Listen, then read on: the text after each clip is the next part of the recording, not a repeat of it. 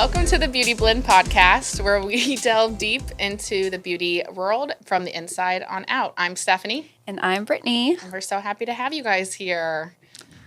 Where do we want to start today? I know. Gosh, we have talked about so much already. I know. I don't even know. I kind of want to dive a little deeper into skincare because I am a licensed esthetician, but then also we can even talk about kind of the aging thing again if that comes up. Yeah. But just see where we go. See where we go. Let's talk about skincare. Let's talk about the skincare journey. Yeah, I know. Okay. You go first. Okay. I feel like my skincare highs and lows, journey, your rose and thorn. My rose and thorns. Okay. I don't feel like my skincare journey has been one where I've been like, I wouldn't say ours are comparable, where that has been my primary. I would say my journey is more weight. I have a weight issue. I wouldn't say skin has been like my focus. Did your weight ever get, or your skin ever get affected by your weight? By weight. Yeah, I would say with the hormone stuff, I have hormone imbalances, I'd say my skin, I have essentially I have PCOS.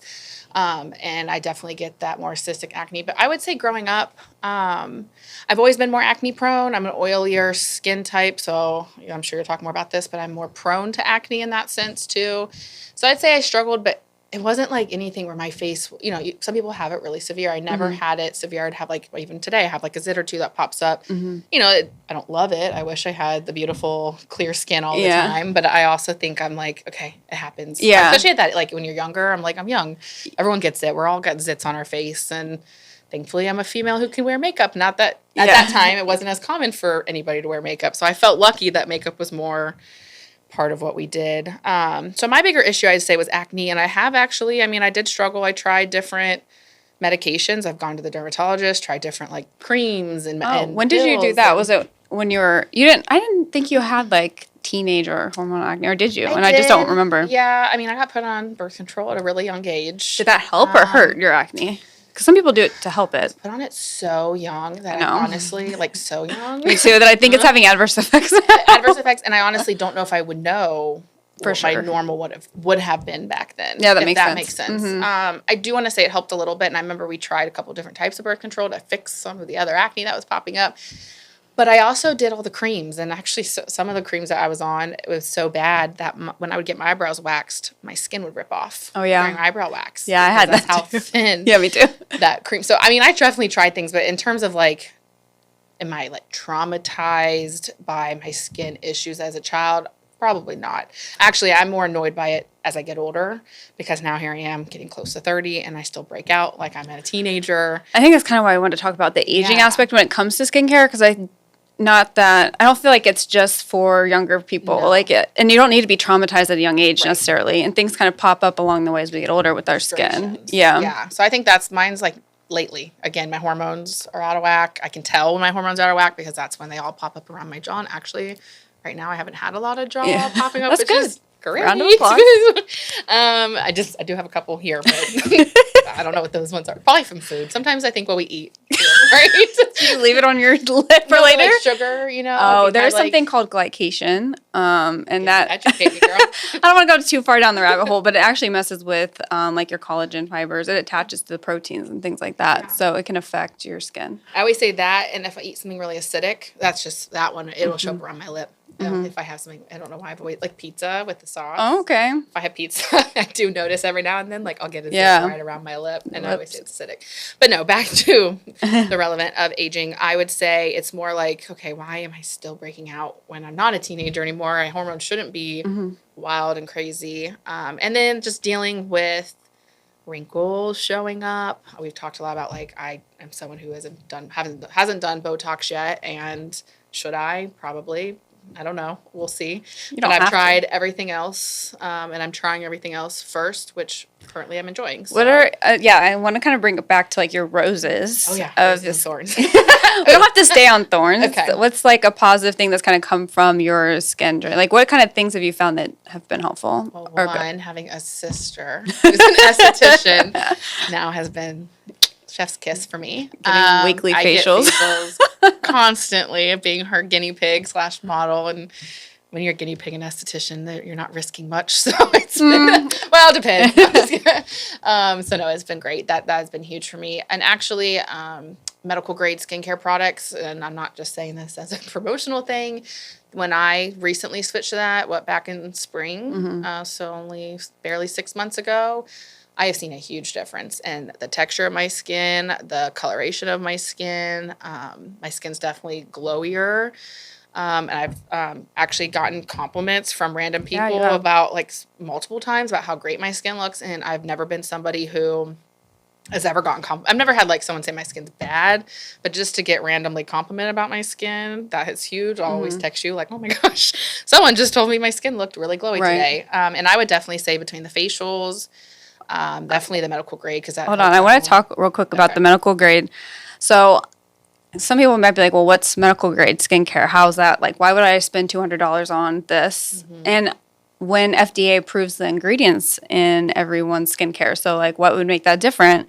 My argument is it's actually called the delivery system. So how the ingredients penetrate your skin is the difference. A lot of times it's just going to sit on the top layer, which is called the epidermis. But with the medical grade specifically, we love Skin Better. Shout out. And we will shout that Yeah. out forever because it is the best. But yeah, they actually use certain molecules to kind of help it get further into the skin and go deeper. Gets the dermis. I don't know how deep. get I think it that deep? depends on what the product That's is. true. But Yeah, that makes sense. it does go deeper than like a typical like drugstore. Or the counter type. Yeah, I mean, seriously, that has been drastic for me. I don't just preach about it again because I have a company that uses it. I would tell if say a company never existed and I started Skin Better, I would be preaching this off the cliff. I mean, I would be Yeah. screaming it to everybody. You have to use it because it has definitely changed the game. And honestly, I enjoy I look forward to it. Mornings, mornings are always kind of running around getting crazy, but I look forward to at the end of my day, like washing my face and doing all my steps of my skincare. Like that's actually been a rose in my whole skincare journey. It's like a little ritual. Yeah, it's like a self-care. I have days where I feel really all over the place and I feel really chaotic, and it is like a way for me to kind of bring myself back down and center myself and just focus on myself for a little bit, because sometimes I don't have a day where I get to just think about myself. Right. And take care of myself. And I love that. And I am fortunate. I don't have kids or, 10 other things to worry about at home. So when I get to go home and do that, it is by far the best part of my day. It's a good way to end it. So, and then I have like lasers. I've done a Opus, a couple of those. I need to do more just to help with like texture and tightening and all that. But that is a good one because there's like barely any downtime. And then you can maintain that over, after I've done my series, which I've done, I can just do those every once or twice a year. Right. It's kind of nice for me. So currently that's really all I do. And it's easy for me, I'm sure. I always joke as every year I age, I add another step to my routine. Yeah, So I know. I can only imagine at 29 I added all this stuff. So I'm like, at 30, let's see what I add. But Literally the other day, took me 2 hours to do do mine. I was like, I started this yeah. at 7. It's now 9 o'clock. yeah. But not every night's like that for No. me. Some nights I'm just really like, doesn't I have want to to pull be out. like It doesn't that. have to be like that. I just like to pull out all the tricks in the bags. And Again, it's fun. it's fun for me. Like I enjoy it. If Yeah. it's not your thing, then I get it. But like for me, it's like my little me time. Yeah, especially Sometimes- Sunday nights. I do it a lot. My Sunday night is my long routine. Yeah. I remember texting you one time. It took me almost 3 hours, and it was because I chose to let it take almost 3 hours. I Yeah. was taking my time between steps and like doing other things. But I'm like, I started at like around 6, and it was like 9 o'clock, and I'm like finally putting on my last Yeah. thing. But I loved it. And then it helped. I think that's like my bedtime ritual now. So I notice I go to bed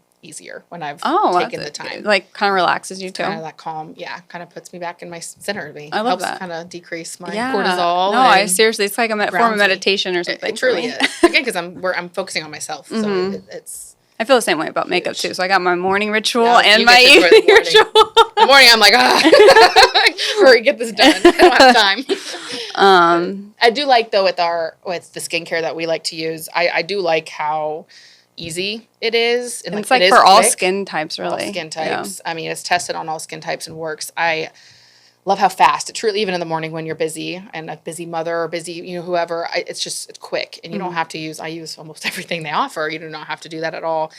You can get it done in less than 3 to 5 minutes, Right. honestly. So that's why I like, and it's easy to understand. I've had some skincare products where I'm like, I got 10 things here and I don't know when to use it, what order to use it in. And I don't even know what it is. What to do, And yeah. for this, I feel like I finally, I know what I'm using. I understand why I'm using it, and I know what order to use it in. And I feel confident that what I'm doing is good for me. Well, let's talk about like skin type versus skin condition. So Yeah. you said you have oily skin, which means that you have Go for it. sebum production, basically. Yeah. Maybe overly, yeah. Like, won't go. I hate to say it's like someone has normal skin. I like to say they have balanced skin. I like so that. it just Yeah. means they have an equal balance of water and oil in their skin.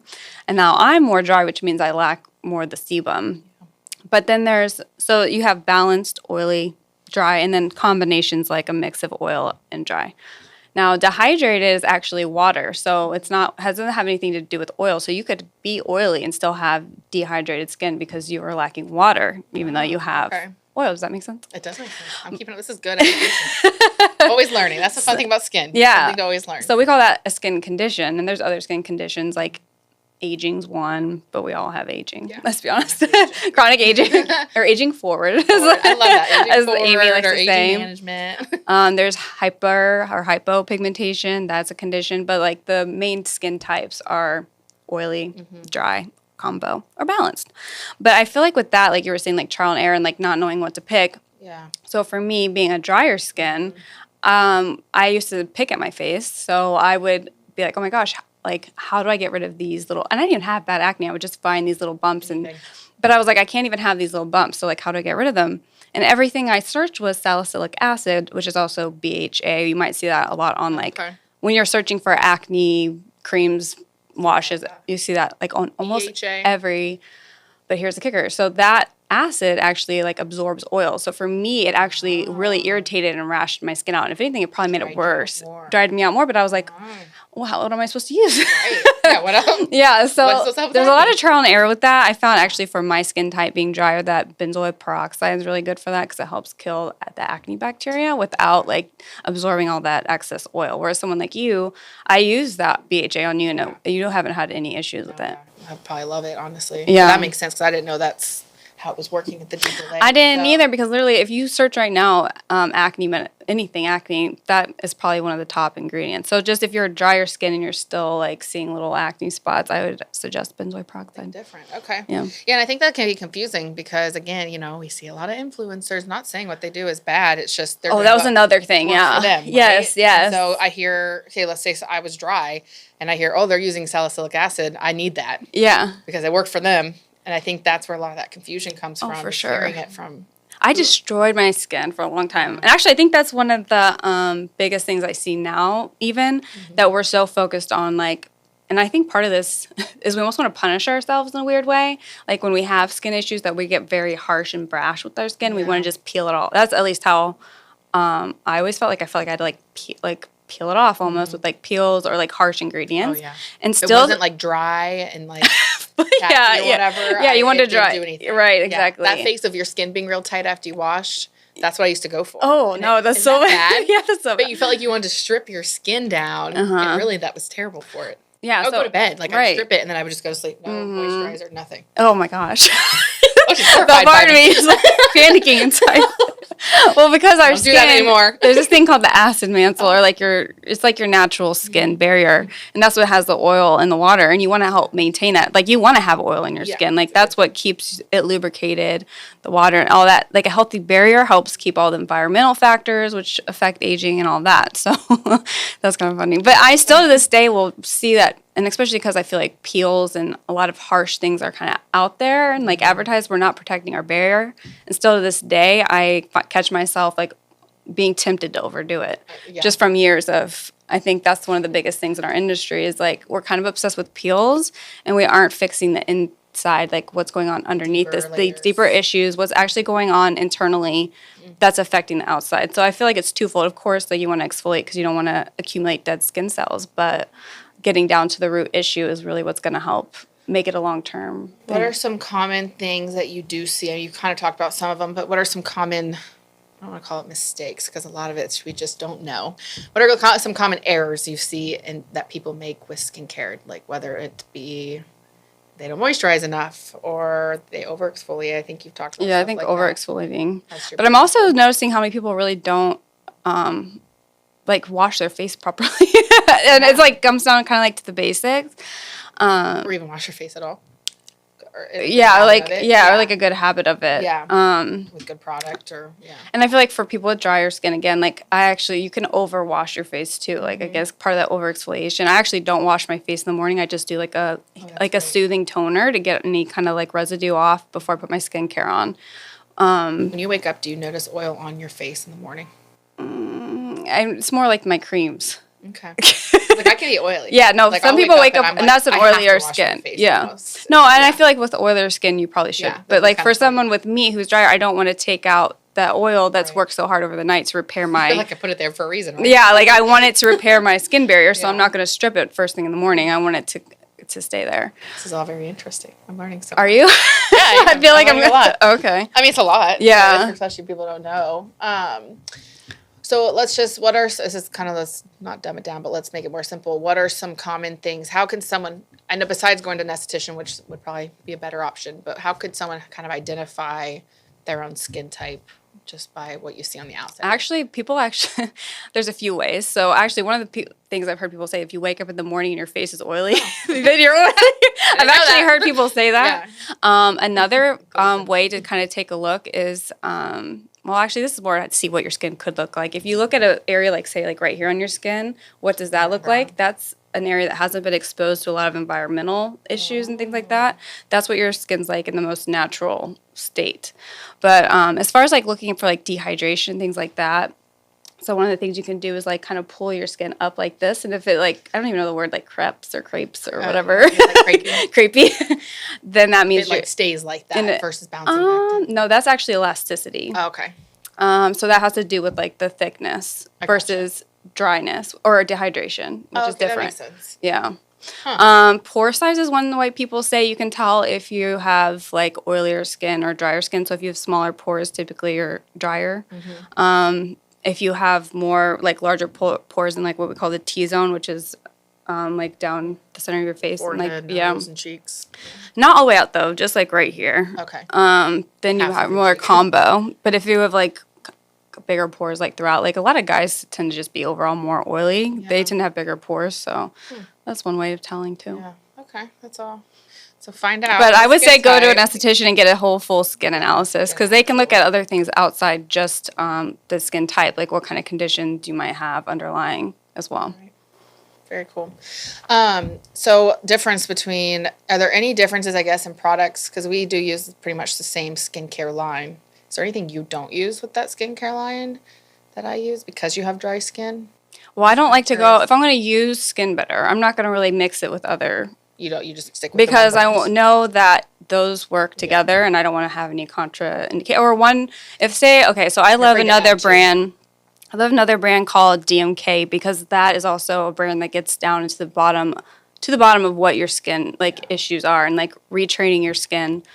But I would do so what I've been doing lately is actually DMK in the morning and then Skin Better in the evening. Okay. But I don't mix them together. You just don't know what process. Yeah, and I don't know if I do DMK, is that going to block one of the products that I'm using over here? So I'm not going to use a high-end product, two high-end products, and not know if they're working because I mix them. And know which combination and all that. No, that makes a lot of sense. See, I think that's also what's nice with going with a brand. And I know people say you can, switch up the brand. Just something like a medical grade, they have designed it very specifically. So you don't have to really overthink it too much. Where when you're doing a lot of the over-counter, you kind of have to mix and match, and you don't really know the molecule, everything that's in it, and how it's.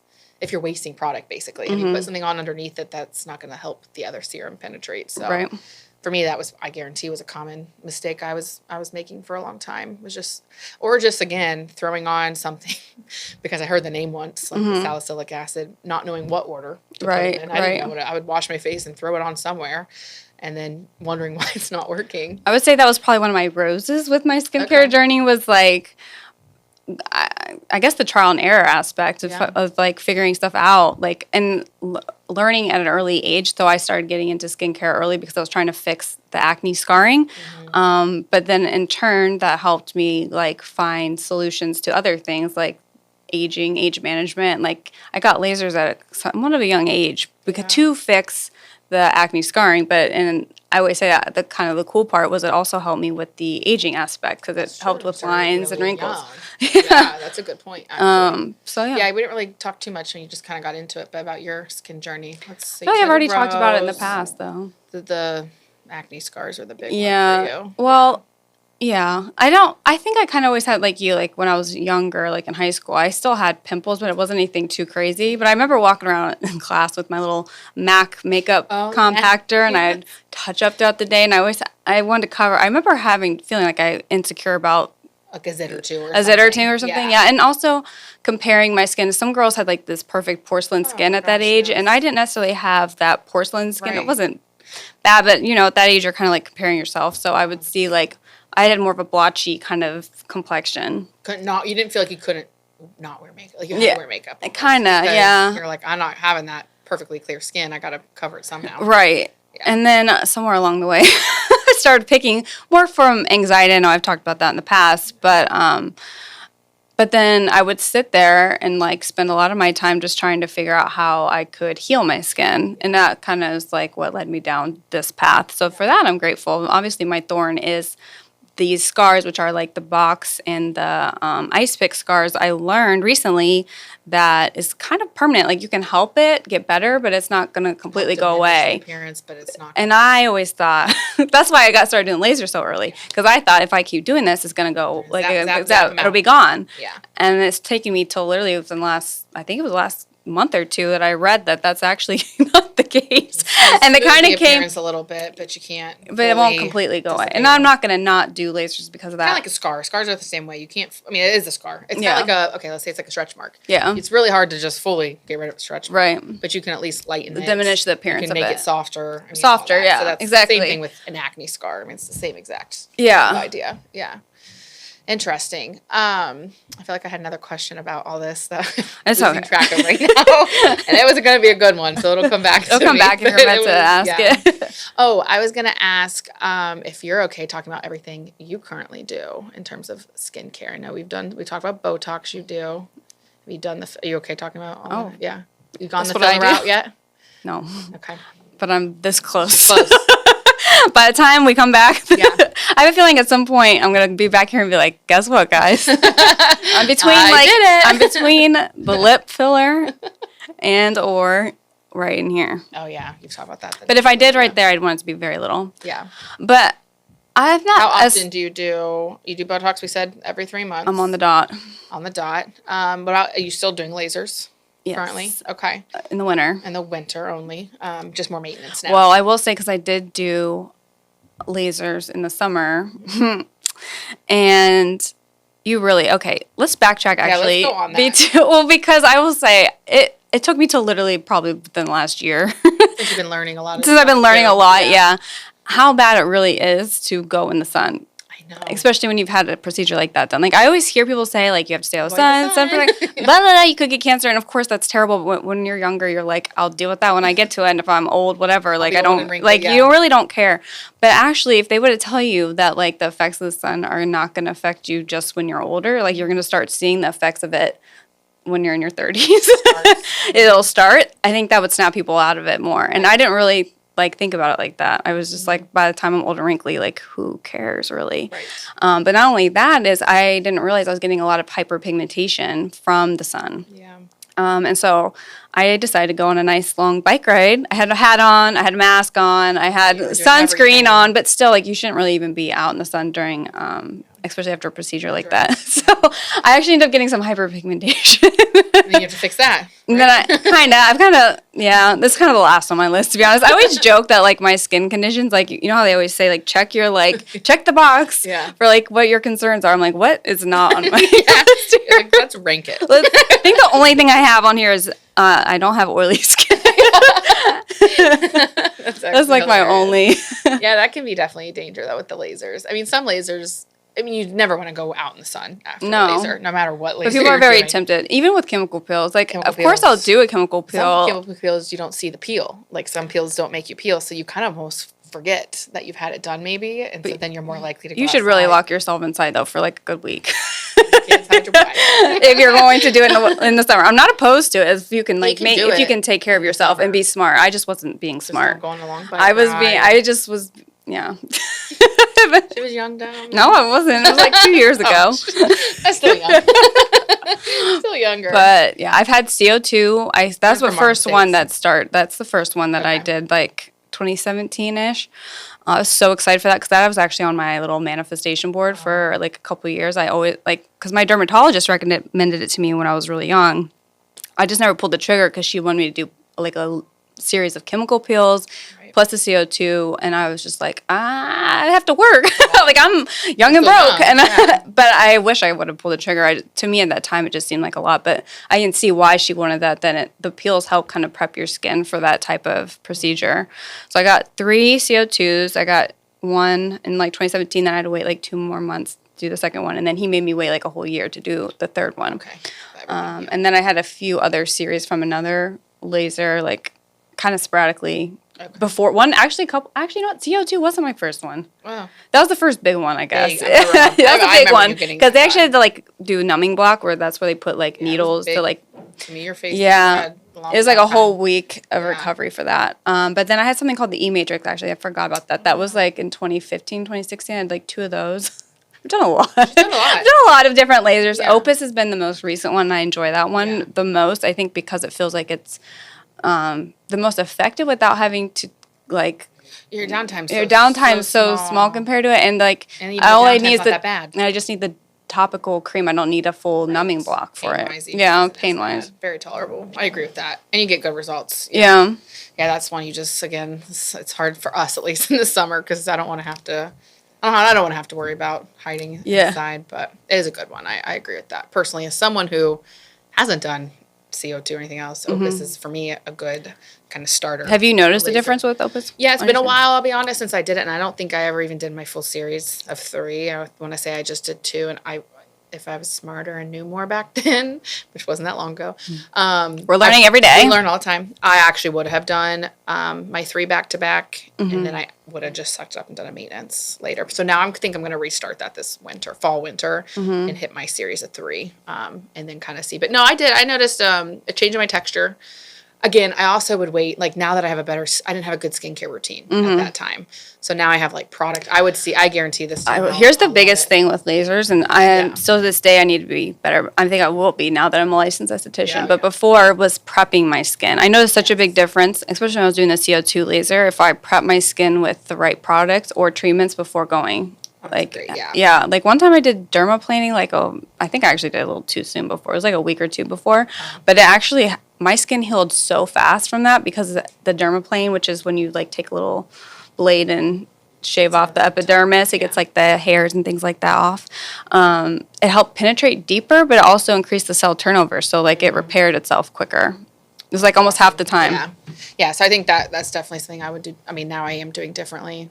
I agree. That is something, again, education wise, I didn't know how important it was to have a prep for your skin. And thankfully at the time, I had decently healthy skin. So I'm kind of fortunate where I didn't have like an adverse event. But I do think you're at higher risk if you haven't like pre-treated your skin to have some sort of an event or not maybe feel like you're getting as much benefit out of the laser.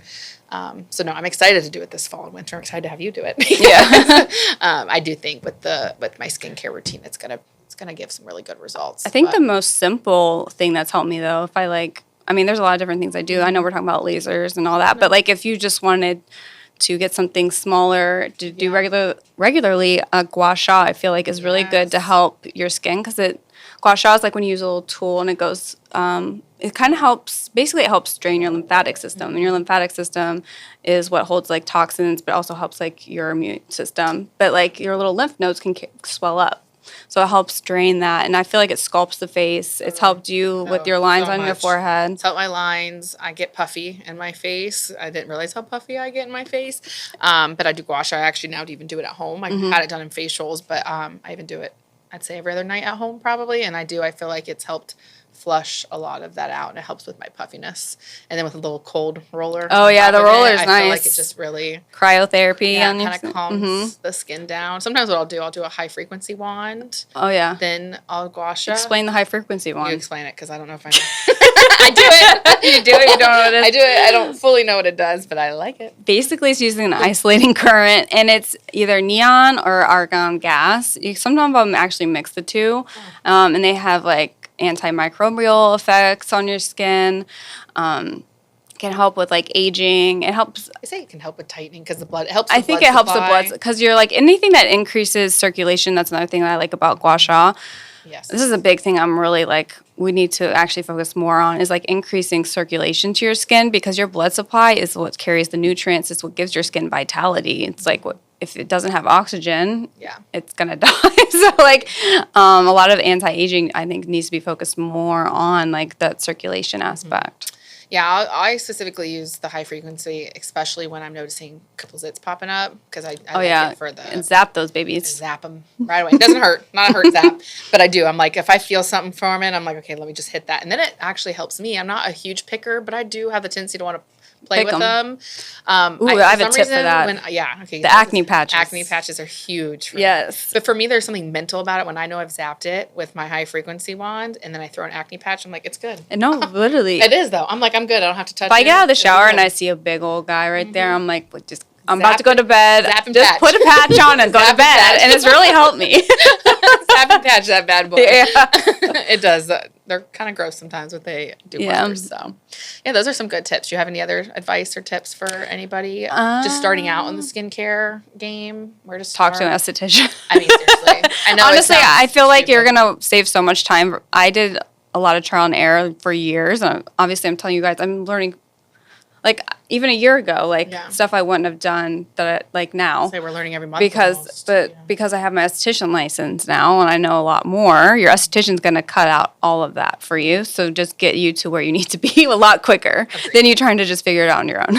Agreed. I will speak for my own behalf is I would still be out here just trial and erroring. Wailing. Who knows what if I didn't have her to be like, okay, what are we doing here? Yeah. Again, my whole skincare game has changed since I've started getting monthly facials with Britt, and I think that's you save a lot of money. People think I don't want to spend all this money. You're actually going to save money and frustration and possibly ruining your skin like I did, and then trying to repair it and have later. Yeah, I always say I'm paying for my mistakes from when I was younger. Even the tanning bed though. We were like a tanning-aholics back in the day, and I'm always like I'm paying for it now with the lasers now we don't and everything. The sun because of it. We're like we need to stay away. Now we're just don't let ourselves get tan, but. And that's all really good advice. I think that's a great place to start. Do you have anything else to add on that? I think that's most of it. Awesome. Well, we appreciate you guys listening today. Thanks, guys. Bye beauties.